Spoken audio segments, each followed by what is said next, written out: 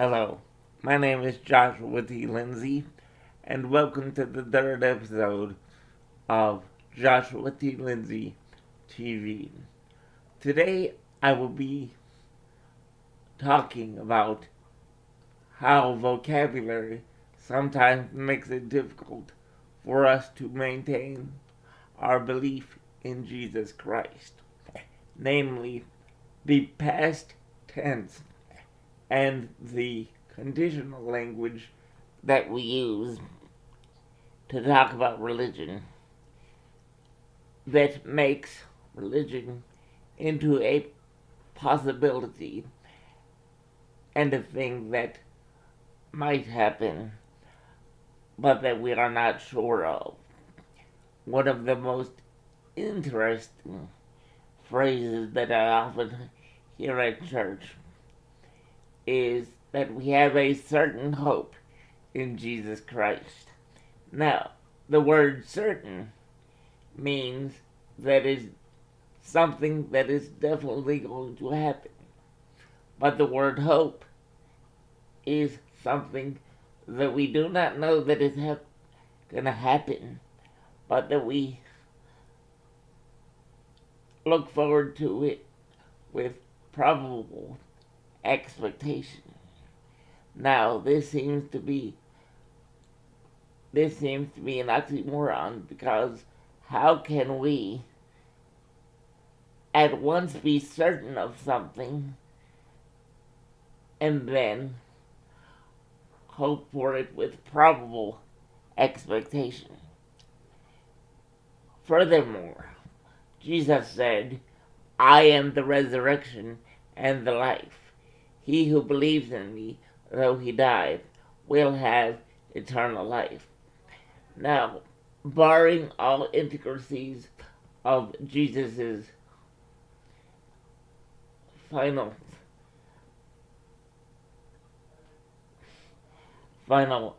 judgment of us, we must ask ourselves one thing.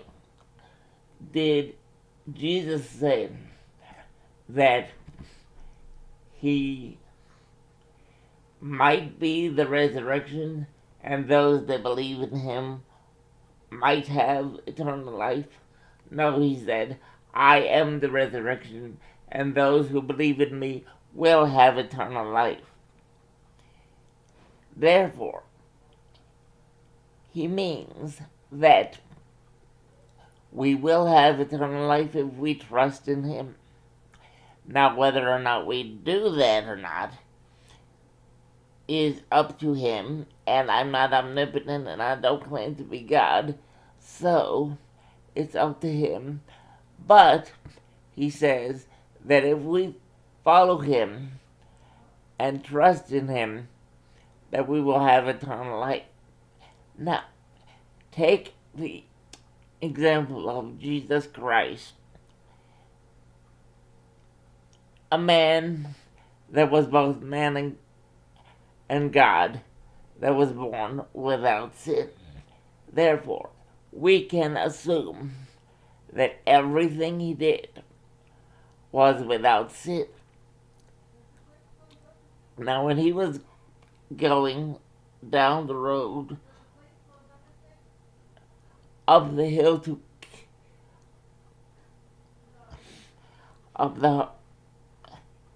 Calvary, he fell 3 times. Now, if he was some super God without any humanity, he would have no problem going up the hill. He would just go up the hill and lift his cross over his head and perfectly reach the summit of the hill, and then he would die and then rise again, and everything would be great. But because he was human, he suffered, bled, and actually fell down 3 times. Now, I find it interesting that he fell down 3 times, given that there are 3 persons of the Trinity. Let us back up a little bit and think about him in the Garden of Gethsemane. A lot of us have heard that Jesus said, "My God, if you are willing, take this cup from me, but not as I will, but as you will." But if you read the Bible, he actually said that 3 times, one for each part of the Trinity.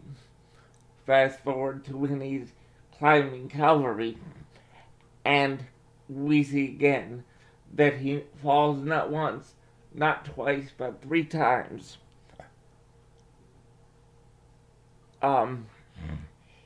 Indicating one for each top person of the Trinity.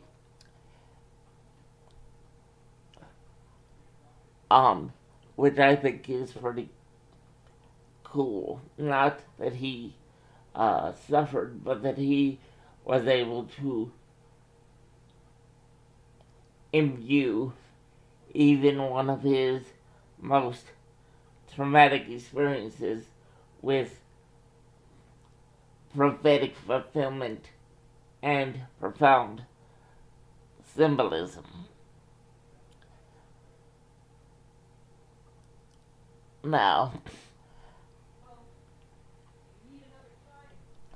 I would like to talk about how we can perhaps view our faith so that we can believe in Jesus Christ in a more sure way and correctly think about the people that we, or rather more correctly think about the people that have died. Now, in saying this, I do not mean to correct or to say that a person is wrong in his or her style of grief. Grief is a very sad thing, and it is necessary that each person is allowed to grieve in his own way, in a way that gives him peace, as long as it doesn't violate any laws or moral mandates. But I feel that it is wrong to correct a person's style of grief. However, I would like to point out that when someone dies, we immediately start talking about that person as a person who was a person. Say, if I died, I would be a person who was Joshua, who liked theater, and who was very passionate.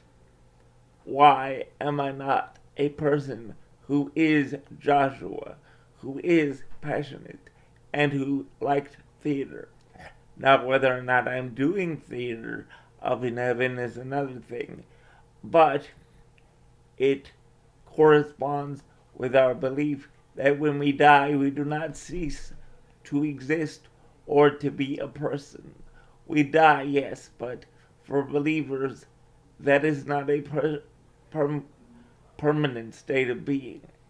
And even for non-believers, that is not a permanent state of being, because what happens to non-believers?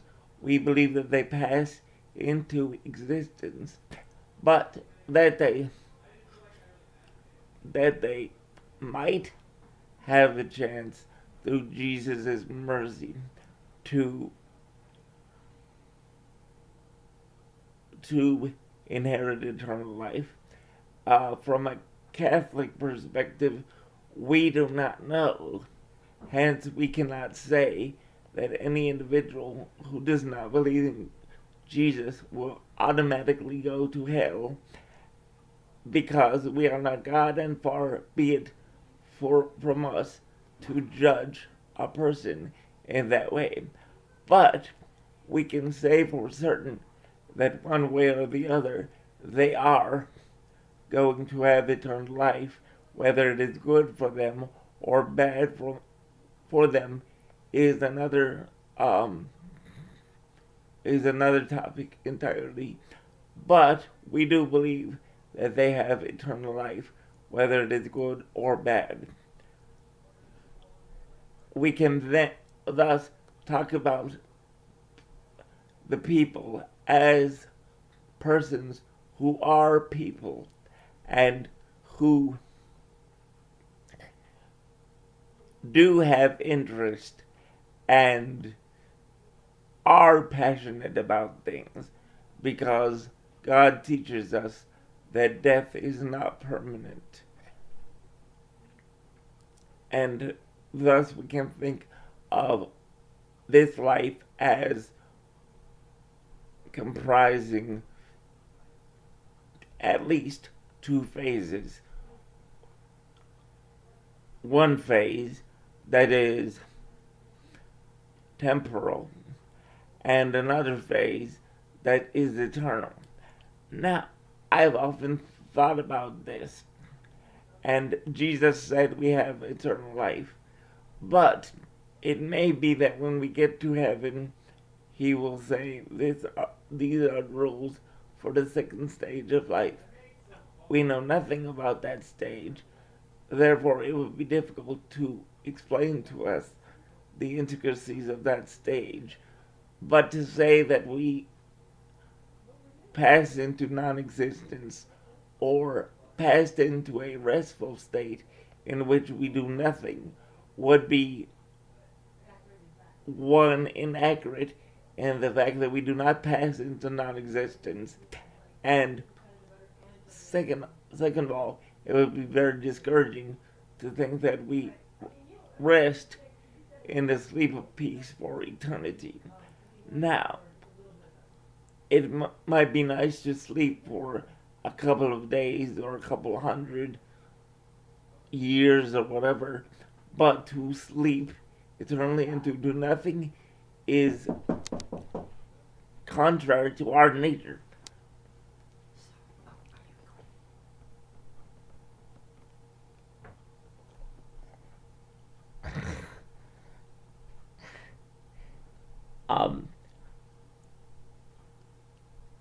I will continue this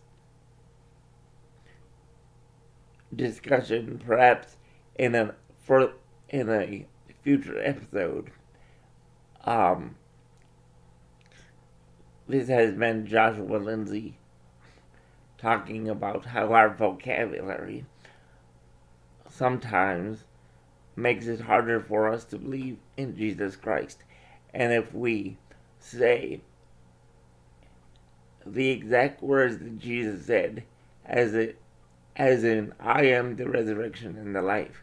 He who believes in me, even though he dies, will have eternal life, rather than, I am Jesus Christ. I might be the resurrection and the life, and he who believes in me, even though he dies, might have eternal life. We must believe as Christians that if we believe in Jesus Christ, we're going to have eternal life. I mean, it's not something that is going to it might be. We do not know exactly what the nature of that life is, but we can be assured, especially as Christians, that we will have eternal life. My next episode will be